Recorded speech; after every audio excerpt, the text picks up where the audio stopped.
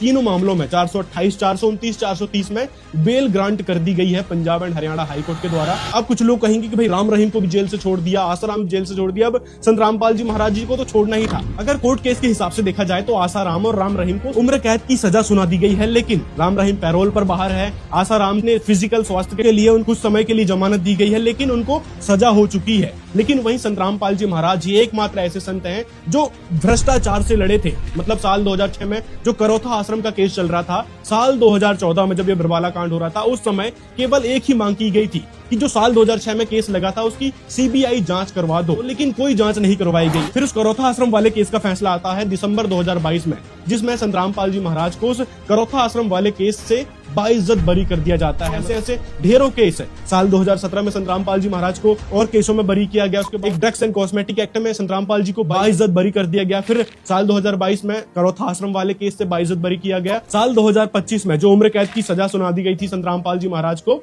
उस सजा को सस्पेंड कर दिया गया और उस केस को लेकर जमानत यानी बेल ग्रांट कर दी गई थी। और अब 2026 में जो 428 देशद्रोह वाला मुकदमा था, उसमें संत रामपाल जी महाराज को जमानत दे दी गई है। तो अब संत रामपाल जी महाराज कभी भी बाहर आ सकते हैं।